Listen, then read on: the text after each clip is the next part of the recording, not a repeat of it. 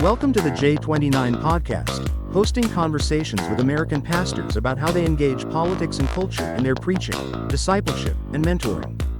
For more information on the J29 Coalition, visit j29coalition.com. Vermon, Darryl, thanks so much for being with us. Who are you? How'd you get into ministry, and where are you currently serving? Vermon, you go first. Sure. Vermon Pierre, lead pastor, Roosevelt Community Church. We've been in downtown Phoenix now for 20 years, got planted and started meeting Sunday mornings in 2005. And we're just a small multiethnic church right in the heart of the city, but have been blessed to be involved in a lot of different things downtown. I've been able to serve in a lot of different areas and part of the downtown scene. I moved to Phoenix in 2002, and I was at a church called Commonwealth Bible Church for 2 years, and they became interested in starting a church in downtown Phoenix, and that eventually became the church I now currently lead. Nice. Darryl, how about you? Yeah, so I serve as lead pastor of Living Faith Bible Fellowship in Tampa, which is basically Roosevelt East. So it's a small multicultural, multi-ethnic, multi-generational church. I think what's interesting about our church in the history is that we were planted in '93 as an African American church in the Baptist General Conference, and so we're now still on Converge and also SBC. But I became the lead pastor in 2010. And then we put forth a vision to be multicultural, multi-ethnic, and multi-generational. So God, He did that. And so right now we have no real majority culture or ethnicity. I think our biggest slice is Black at about maybe 45%. But that's very diverse, Black, African-American, lots of second-generation Haitian, various other kinds of Caribbean, Nigerian, blah, blah, blah. And probably about 30% white families and about 25% or so brown Latino. Mm-hmm. So as you're pastoring multi-ethnic congregations, one might imagine that there's differing views on political perspectives or questions. So how do you, in your discipleship, in your preaching, teaching, how do you incorporate political conversations and even culture war issues into your pastoring? It's funny. I have joked with people that leading a diverse church is not something you want to do, and this used to be sort of the really cool thing that you want your church to be diverse, and so this current climate says no, it's probably not. But I'm joking. Obviously, I believe in the vision of multi-ethnic, multicultural, multi-generational. I like the way you put it, Darryl. Churches, but yeah, that's. I think to do that authentically means recognizing that there are differences within your church, and those differences will come at you in surprising ways. There's some people you'd be surprised that they hold some of the views that they do. Others have never thought about it. Some are particularly incensed by certain issues and want us to be out marching the streets. Others just sort of want it to go away and pretend it doesn't exist. So in the mix of all that, I think the thing we want to say is these are issues as pastors we have to confront and deal with. And there's we'll get into this in terms of the pros and cons of this, but I think I just want to affirm that ignoring it is not the way we. So our church has gone through a lot of different sort of phases of this, and 2016 was probably the most disruptive for our church. Our church was diverse, was growing. We were growing rapidly. We were looking at doing a second service, and then, as you know, 2016 was the election where Trump first won. And it was very disruptive for our church, and we made a commitment of talking about it, dealing with it. And probably 2/3 of the church left in the wake of that. If there was a mistake I made back then, is I think I was too reactive. I saw it coming, and I thought, well, we'll be fine. And then it exploded on us. And then we're sort of said, okay, let's sort of process this and deal with this, which is what we needed to do. And so I sort of encourage people to sort of think proactively of ways of thinking about this. So for me, it's sort of thinking through different biblical categories, thinking through different settings by which we want to sort of work through this, which I'm sure we'll talk a little bit more about. Yeah, I echo that. I think that in our church, if you think about a diverse church ethnically and culturally, because of the narratives that exist in our society, you would expect there to be a wide range of differing convictions and conflicting around 2016, 2020, 2024. We had diverse opinions, but we did not have a lot of tension and conflict or really any meaningful, measurable division. There were folks in 2016 who voted for Trump in our church. There were a few. I don't think there were any in 2024. In 2020, there were maybe a couple of folks who felt like our response to, like, say, the George Floyd murder was maybe a little bit gospel compromising, but that was an extreme minority.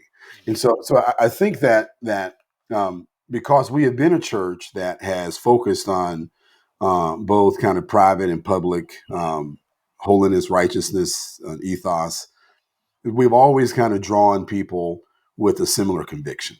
And so we have not had any surprise moments, I think, in our church where folks begin to realize that, hey, wait a second, I didn't realize that you thought this progressively.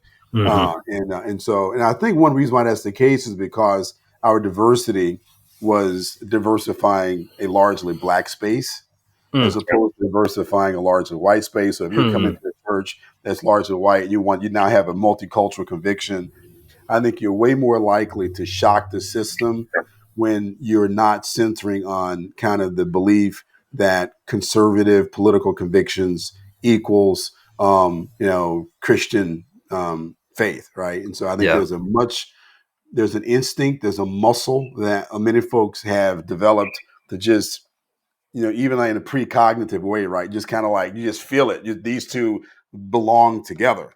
And so whereas I think for the Black community, folks who grew up in the Black Protestant context, there's a profound suspicion against conservative thinking. And so let me say it again, a profound suspicion, which is to say, I recall my dad saying to me when I was a small kid that we were talking about Republicans and Democrats. He said to me, the Republicans don't have any interest in what's good for you. And so I was like 10. And so I think that's because that was our baseline. And as we began to attract people in who were not Black, who were Latino and white, came into our church, there was a kind of, I don't call it conforming, but there was an attractional kind of conviction that was there. We never really had any major controversy like that in our church.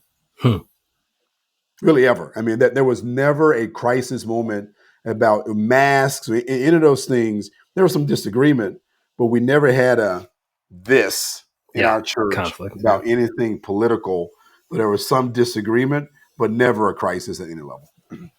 Darryl, you mentioned that part of the DNA of the congregation is this idea of public righteousness. Could you say a couple words about that? Yeah, sure. Which is simply, I think that what we've tried to make clear is that God cares about this world. This is not a throwaway world. This is not just a fishing pond. And so what that means is that God has a vision for this age. Is it the present evil age? Yes. But does that mean that he's like, I can't wait to wipe this thing out, I just want to get it done? No. And so I think we feel that, and we've talked about that for a long time.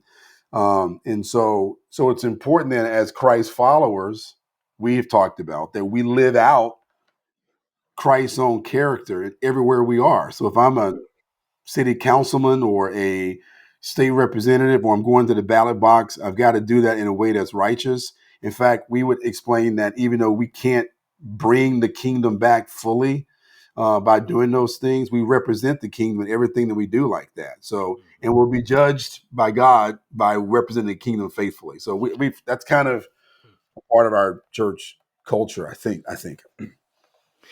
And you're hitting on this idea that, when 2016, 2020 hits, there's already a foundational understanding inside the congregation. And if I'm understanding you correctly, a general suspicion of this idea of evangelicalism and conservatism being synonyms or tethered together. Like you didn't have to help people like disentangle those two things. That's right. That was not an they were issue already separate in our congregation.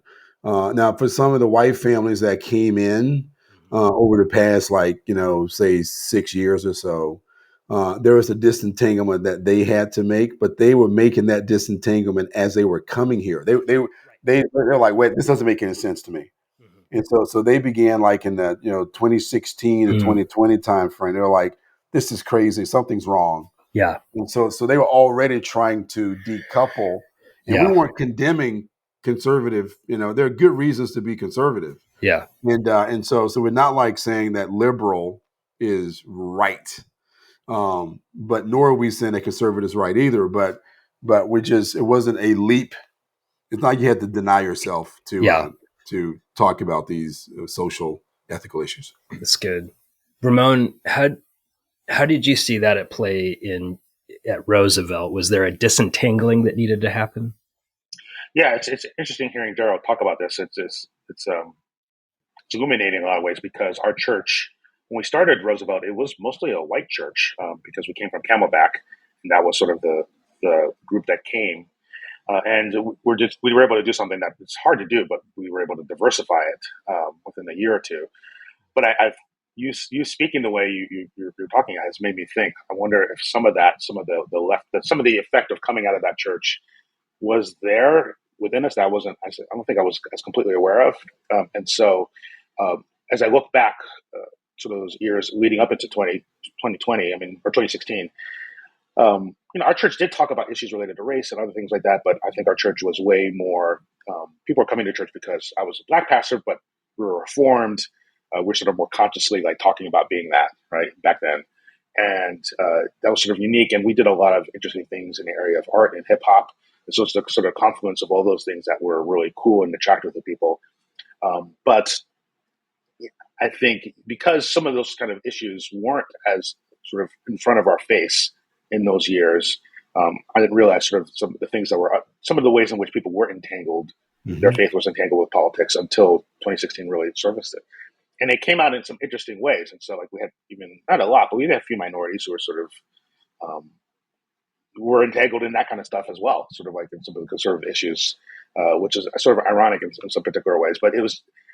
So what really, I think that sort of the origins of our church and some of the things that were sort of underneath the surface there are there because I think our start was a little bit different from Darryl. And I think it sounds funny to say it now. I would think I was surprised by the pushback because what we did, and it was stuff I would argue we had been doing. We just did a little more of it because of what emerged in 2016. The pushback was the fact just that we brought it up and said, hey, there are differences on this. We should talk about it as a church. And I think it was surprising me that people sort of either one said, there's nothing to talk about here because clearly we all should land here, Vermon. You got to lead us in that direction. Or I don't like these tensions. I prefer not knowing what anyone thinks or says on this. It feels too divisive. And so I'd say the most base level disentanglement was this idea that the gospel is not strong enough to talk about difficult issues like this. Like the church is not a safe enough or big enough space to talk about difficult things. And I remember I told people, so over these years, I've talked about a lot of very difficult things. And I mean, I've preached sermons about abortion. I've thought about sexuality. Those are really difficult things. And everyone's on board on this. Or the people who sort of eventually left is who I would speak to about this. But here's an issue, race, politics, that the gospel does apply to. And I think the church is built on Jesus in a way that allows us to think about this. You got to disentangle this idea that is too divisive. We can't talk about this kind of thing. And they were unable to do that. And I think it showed in many respects that people are willing to think about things and talk about things that seem sort of either remote for them or it's easy. They sort of fall into easy, like, oh, that's us versus them. And yeah, like we need to sort of speak the gospel against them. But when the gospel gets applied to our own hearts and lives, that's what was happening. Trying to apply the fact that like there's an idolatry here of politics and a desire to sort of either ignore an issue or to say, well, there's no way that you can be a Christian and vote in these particular ways. There's sort of no idea of like that there could be a spectrum, not every issue, but on some really key issues. The sort of failure to do that, the degree in which I was confronting that, people didn't want to hear it, and people hold on to their idols very strongly. And so I think that was That was really the big thing in 2016, and then leading into 2017. That really struck me. That people's sort of unwillingness to deal with an issue, to at least even to begin to think about and talk about the issue, or even to sort of understand that kind of issue was entangled around their hearts in ways that they weren't aware of. It's good. Hey, if I could add to something that Vermon said was really good, that it really helped trigger one place where I think we had some entanglement. And it wasn't political. It wasn't like, ideological. It was theological.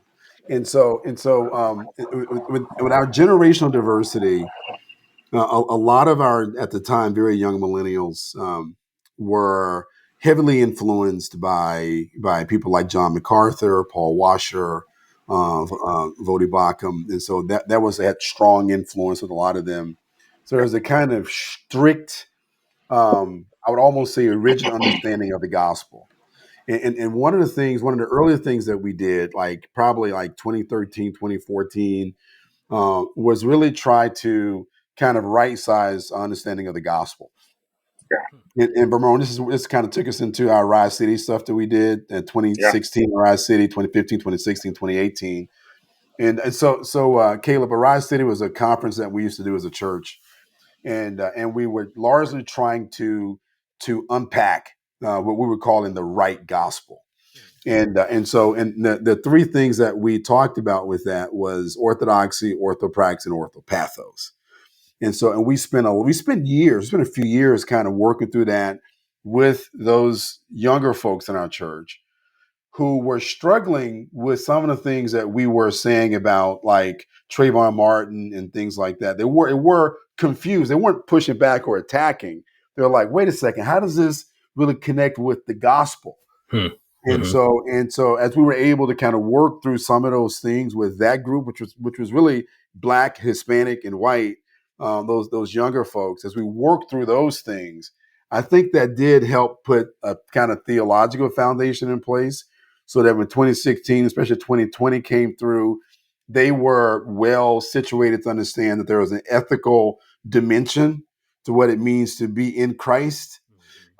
That's more than just like the fact that you have a new standing with Christ, but you are in Christ means you're a new person.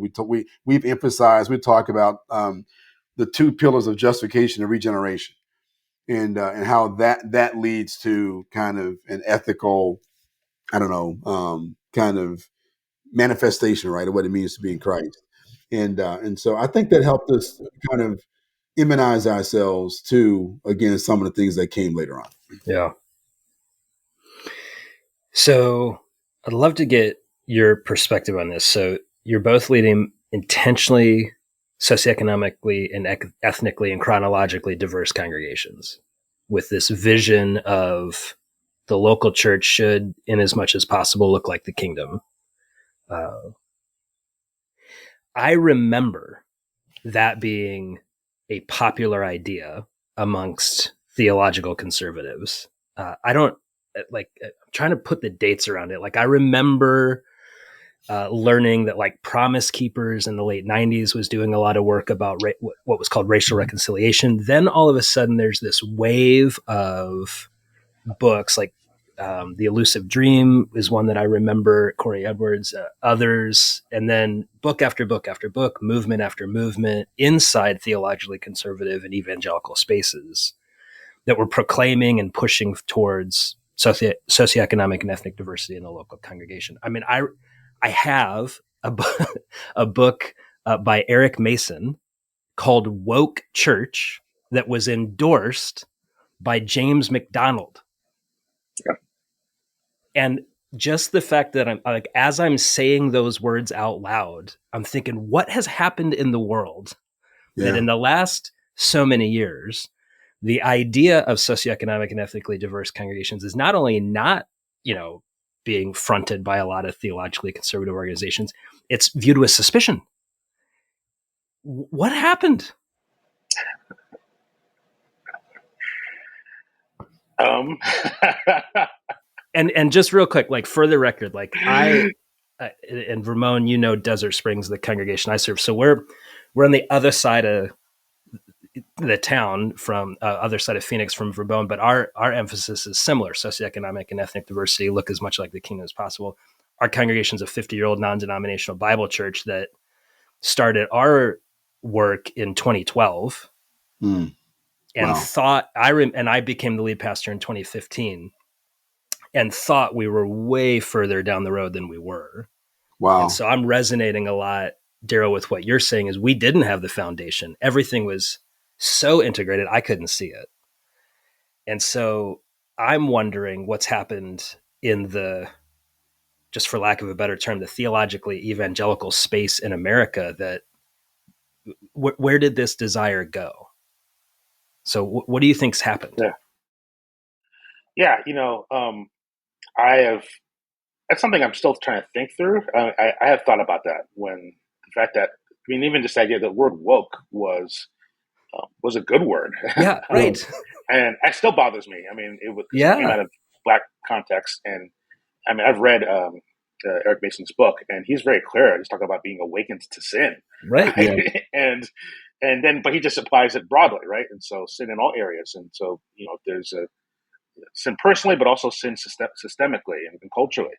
I've had conservative people read the book and like, oh, I pretty much agree with this, right? And so, but now that's I don't think he even uses the word anymore because of what's happening culturally speaking, right? And so, I don't have complete answers to this. It's just at some point, diversity, unity around diversity in church context was seen as a hindrance to, I guess, gaining power, political power, social status. That I think it was substituted. In other words, sure, people like those things, but then, and to some degree, yeah, as a society is getting more secular, and some other things that were being pushed, I think were, I don't know, at least, I don't know, we say problematic, or at least, distressing, but more fundamentally, and I'd say white evangelicals particularly began to fear that they were losing sort of cachet, voice, status, and the fear of that, I think, led to saying, like, we need to more directly gain power, gain status by any means necessary. I can put it that way. Yeah. And even if that means sacrificing diversity, et cetera, I think actually, that's interesting. I think some of the sort of far right people, even Christian nationalist people, would say, oh, sure, we like diversity, et cetera, but that means as long as you go along with us, right? And so it is, as long as it went back to kind of an assimilation type of thing. Yeah. So if you talk to those people, they would say, well, of course we like Black people and Hispanics, et cetera, but they've been captured by progressivism, and so they need to sort of come to where we are, as opposed to like, oh no, actually maybe those Black Christians have a perspective. They're actually Orthodox, but have a perspective different on social issues that we should hear from. That's been lost, and so yeah, there's a lot. I think there's more thinking and writing to be done on like what exactly happened, but I would sort of put it on sort of a desire for power and status that was willing to sacrifice, I think, a lot of things that I would argue are essential to faithful gospel witness, like many people's being brought together in the gospel. That's been left behind for the sake of holding on to political power or trying to pursue political power. I think that's absolutely correct. I echo that 100%. I think the assimilations point that Vermon made is really very helpful. I think that racial reconciliation, the whole conversation around reconciliation, is really centered on the idea of inclusion. It's the vision of us sitting around the table together, just kind of being there together. And I think the assumption is that the reason why we're not together is just simply because we're different. And we need to realize, actually, because we all love Jesus, we really are all the same. So we can just kind of sit there together and discover that we're a part of the same family. But that's not really our story. And so if we believe that reconciliation is simply about inclusion and connection, then okay, let's just schedule and get together, get to know each other better, start telling each other stories, and you play that music and we play this, and you eat this and we eat that, and we're gonna appreciate that. But actually, the story is one of marginalization and denial. And there are effects of that, right? There are implications for that. So let's just take, for example, when you call it DEI, let's just get right to the root of it and talk about things like affirmative action. And so we can have a conversation about the ethical kind of meaning of affirmative action, full out, call it quotas, whatever you want to call it. There's a conversation that can be had about that. But when people of color and Black people in particular hear opposition to that, they feel that the disadvantages that they've had to endure were not being meaningfully valued. Yeah. And I think it's important that we recognize that we've never had in this country, especially within the church, a moment of profound enlightenment around those issues. And so we can go all the way back to the 19th century. The church and I have some kind of major gospel epiphany that talked about we're going to work for the interests of the restoration of the freedmen. We never had that. And so throughout our history, the church's voice was contra to every meaningful gain that Black people were trying to pursue. The evangelical voice was no, too soon, that's not right. It's just that was always the case. And so the strains that we're seeing around reconciliation is the same story. And so what that means is that if we can't get to conviction, shared conviction, then how can we ever hope to get to reconciliation? And the belief somehow is that if we can stop talking about it. And I would just say this theologically, the real thing that should be scaring us is why can't we get to shared conviction? Because the Spirit of God has got to be able to trump and overrule any cultural tendencies, whatever the social narratives that we all feel. There's got to be something deeper that the Spirit does that allows us to come together very powerfully. And we have not experienced that. And so there are deep questions that we should be asking. We need to ask fundamentally, spiritually, what is American evangelicalism? Yeah. And we haven't, and to ask that question seems like we're throwing rocks, but that's not what we're not throwing rocks, because we're all impacted by that same movement. And so so it's not like you people there. So that's not the point. The point is, it really gets down to fundamentally what has been going on all along. We know that God draws straight lines with crooked sticks and all that kind of stuff. But this is deeper than that. This has to do with the full denial, the full embrace of the full humanity of some people. And so I don't know how we can talk about it at that level. And I suspect that many of our evangelical brothers and sisters don't want, because they don't, praise God, intend any malice. They don't intend any malice. And so therefore, then I must not have any real responsibility or anything like that. So I think that, this is not just an issue in the church, it's an issue in the nation. I was just going through recently again David Blight's book, Race and Reunion, highly recommended. And so we have historically set aside the interest, the gains, or what's best for Black people to get to unity or to get to peace or whatever you want to call it. And I don't think we've dealt with that. We tried to deal with it in 2018. I think the MLK 50 and things like that that was a powerful gathering, which got massively shot at. There was a tremendous rebound effect. Everybody just kind of, muted themselves. So we got to find a way to see what God has to say to us about us. And there's nothing more transformative than deep conviction and repentance. Yes. And if we can't get to that, man, we can't get to anything really spirit-filled. Do we actually think we could just set it aside and have Christ in it fully? Can we really do that? Just we'll ignore that and think that somehow the Spirit is going to just roll with that. So there's a theological, spiritual thing that we're not dealing with that's got to be dealt with, and maybe the space to deal with that is outside of evangelicalism. I don't know. I'm not sure. I don't know. It does seem to me that the American evangelical church writ large is intoxicated with individualism and this idea that I have no responsibility to anything that's happened outside of my own self. So what my ancestors did, not my problem. I'm my own person, pulled myself up by the bootstraps. I mean, all that kind of stuff. And Darryl, what I hear you saying is the American evangelical church is an inheritor of a systematic evil that's in the bones. Vermon, you've used this metaphor that in the studs of the building is a disease of termites. ethnocentrism. Yeah, termites. It's Amen. in the building. And, Jamar Tisby wrote a book called The Color of Compromise. He's writing as a historian, talking about how, Darryl, exactly what you're hitting on, that the American evangelical church has compromised over and over and over again on this issue of racism. Malcolm Foley wrote a book called The Anti-Greed Gospel, where he's talking about how greed is also saturating in this conversation of racism.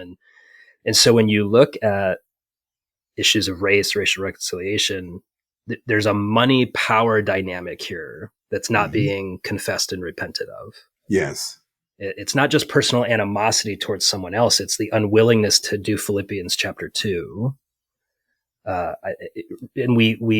It seems like one of the things we did was we seduced ourselves into thinking that if we can just get people of different ethnicities in a room, we've done the job. Right. But I hear you saying there's a power dynamic that needs to be seen, confessed of, repented of, and then listen to the power of the Spirit for how we, inside of the local context of the church, as well as the church body across America, how do we then behave in light of that? Now, I think that's right. And I think that I know this is not really a conversation about race per se, but I do think that included in that brokenness moment is, I think, also for those of us who are Black or people of color, is to, yes, there are things that we need to own as well. And so it's not to say that we're going to put it all on systemic issues, or we would be just sailing through the clouds were it not for that. Which is not to say there has not been tremendous demonstrations of strong families and community flourishing, because the narrative of Black in America as being like poor and downtrodden that's not a true narrative either. And it's important that we disentangle the issue of racial marginalization from economic marginalization. Those are they're related, but they're different. Yeah, that's good. But there are things that we need to own as well, that we mustn't run from. About how we've, kind of post civil rights, there was a dearth of discipleship. There's been a dearth of discipleship in a lot of contexts. But I think particularly the Black church, we needed a movement of discipleship to respond to the freedoms that emerged after Voting Rights Act, Civil Rights Act, and which I think didn't happen. And so that's another conversation. Yeah. So we had the civil rights era, 1960s. So just thinking about evangelical churches, letter from Birmingham jail, King talks about the white moderate. Then there's like the 70s and 80s. And I am struck by how little the church was talking about race, ethnic, it just like there's not much, at least from the, white side of these conversations. Then you get to the 90s, Promise Keepers. And it's like this facsimile of reconciliation. At the same time, the homogenous growth unit is taking off like crazy with the church growth movement, which says pick one target demographic, appeal to them, you'll grow your church into the mega church that you want. And just to your point, Darryl, there seems to be a growth orientation of getting butts in seats that prohibits meaningful conversations that mean I have to give up my power or I have to confess and repent. At the same time, I'm hearing so many leaders say things like, 2 Chronicles 7, if my people who are called by my name will confess and repent as a people. So as pastors, you're pastoring multi-ethnic, socioeconomically diverse congregations.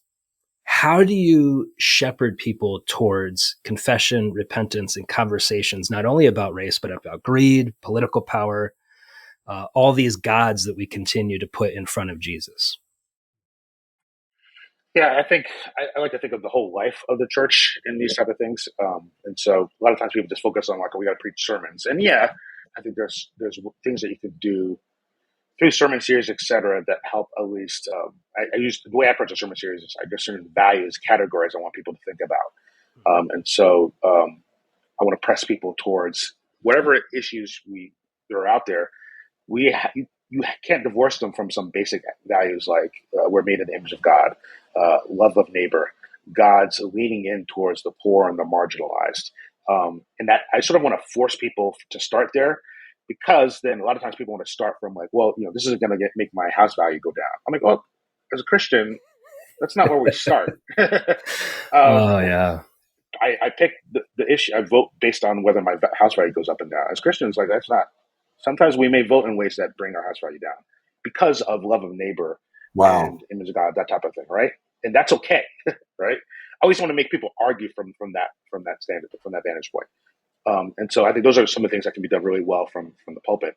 There's other things that do really require dialogue rather than monologue, right, from the pulpit. And so I think taking advantage. So we've done forums, so we have different panels where we have different people in our church who have different views on things. I always sort of do some meetings ahead of that panel to work out sort of how we're going to think and talk about those things.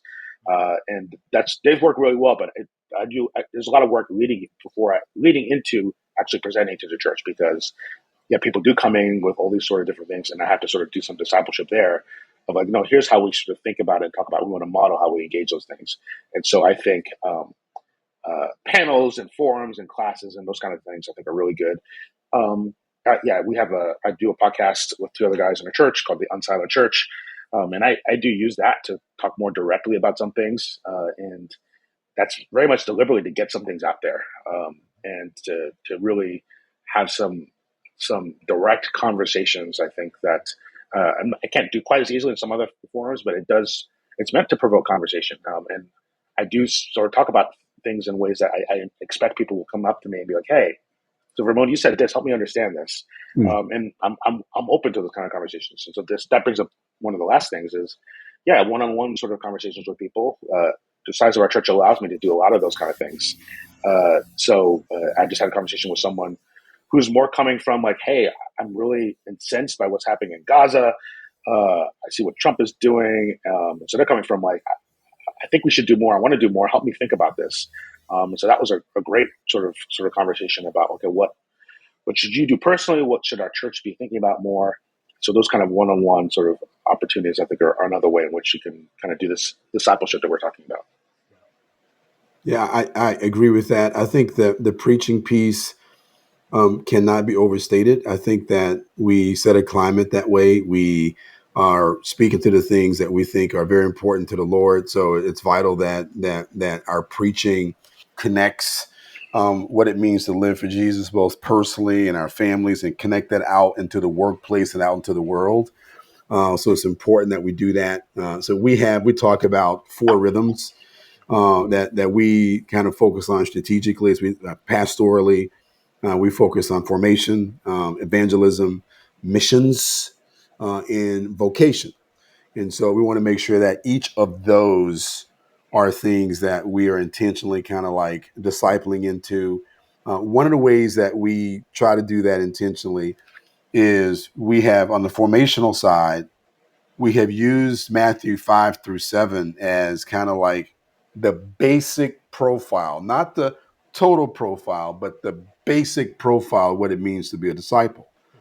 And so what we've done is that we've developed a series of questions that, like in our Grow and Discern groups, that the group leaders would routinely kind of ask about for the folks who are in the group. So, for example, you think about Matthew 5 and relationships, and you may want to ask, so how are are there any outstanding reconciliations right now in your life?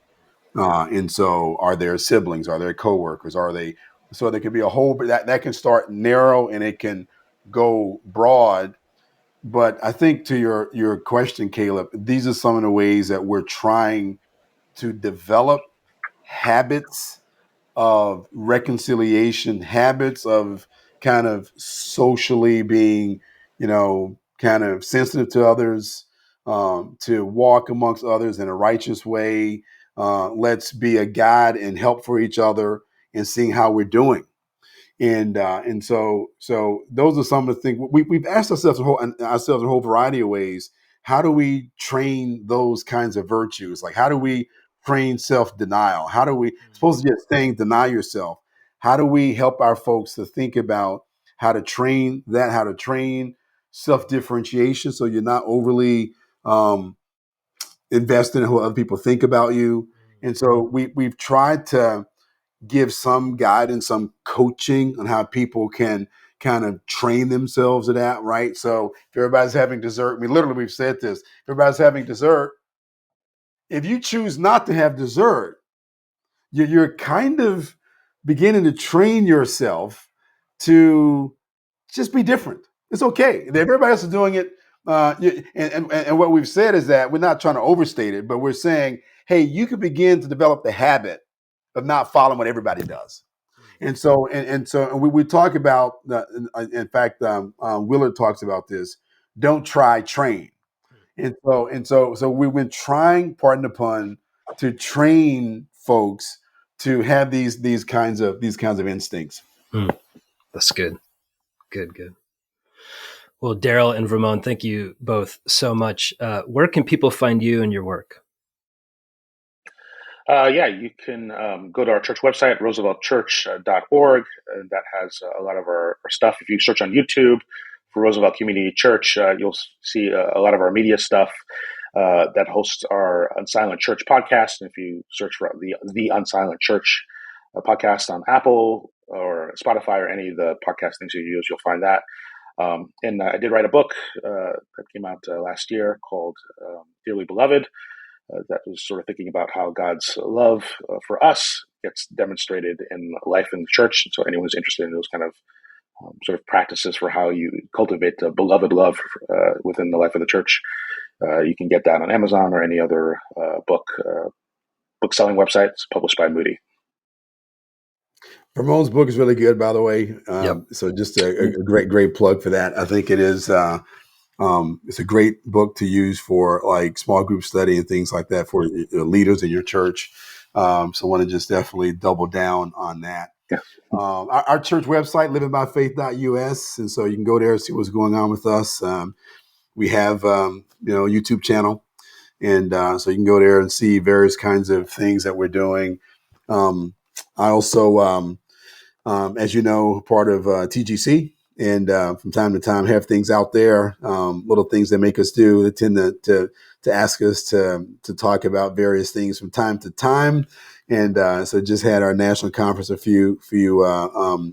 several weeks ago, and I led a couple of panels, one on faith and work, and one on shepherding women. I was really encouraged by both of those conversations, and so those are some places where you can see what we're up to. Awesome. Well, thank you both so much for your coaching and your wisdom and your ministry. Thanks, man. Good work, brother.